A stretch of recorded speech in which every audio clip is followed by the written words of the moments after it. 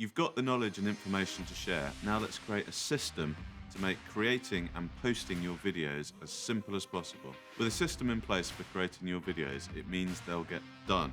As a manufacturer, you already know how to create efficient systems. You do it every day. So now we're going to take that and we're going to apply it to the creation and posting of your video content. First, a little word of caution. Creating videos is not quite the same as creating a process within your factory. You can't just come in and turn on your creativity in the same way as you can with a milling machine. However, if we can put a nice simple process in place for you, that means that you can be creative, you can just walk in and not have to worry about the system around you.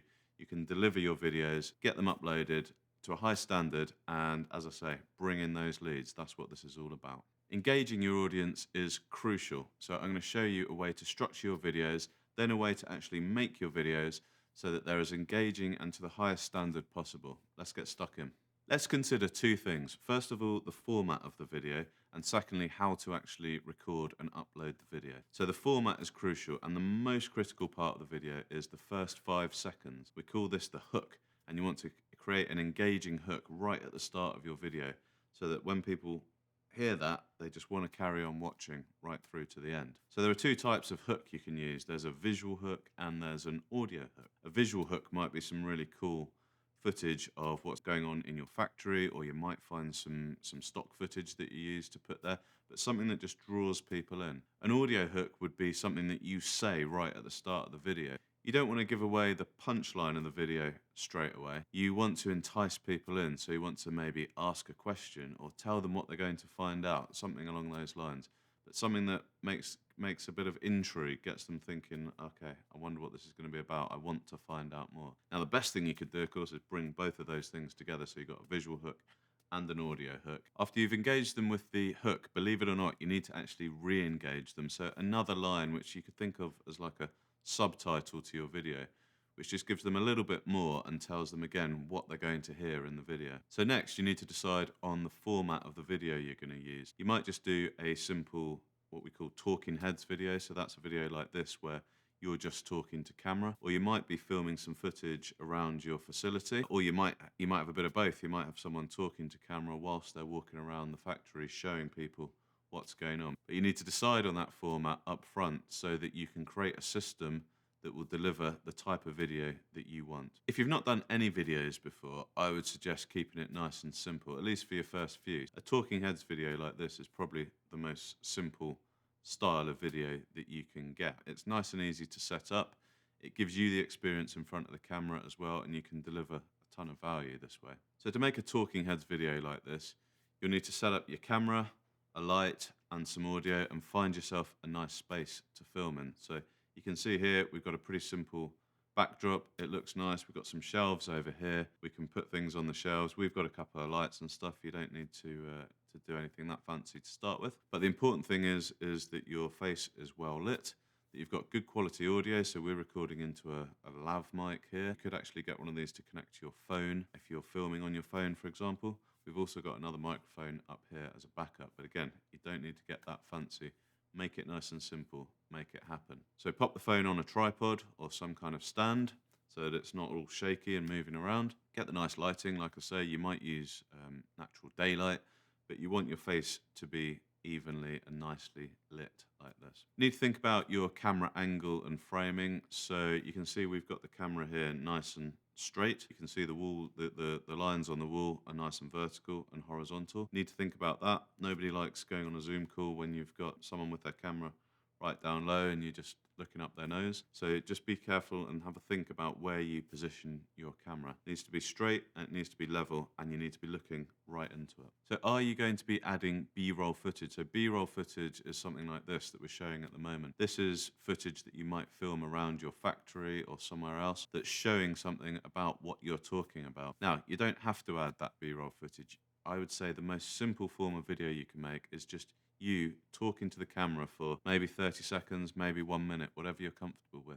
If you can plan it out before and then just deliver it, you know what you're talking about, so it shouldn't be too much of a problem to actually, remember your lines and things. You don't have to do it word for word as you plan it out. Just stand up there, get in front of the camera and deliver something to camera to begin with. Now, you'll likely need to do a little bit of editing to your video. Even if you're not adding in the B-roll and you're not doing different shots and everything like that, the minimum that you'll need to do is probably just to trim the beginning and the end. So nobody wants to see a video starting with you sort of fumbling for the record button. That is not a very good hook at the start of the video, like we talked about. So you'll probably need to record your video and then go in and edit it. Now, you can do that inside of just your phone's camera app if you're doing it on your phone. If not, you could bring it into a program like CapCut or DaVinci or something, whatever you're using for your video editing. Once you get it in, you'll see that your clip is shown as one long line like this along the timeline. And what you can do is just trim out the beginning and trim out the end, so that the beginning, it just starts with you talking straight away, again, to get people listening and capture their attention. And at the end, it's just got a nice, clean finish.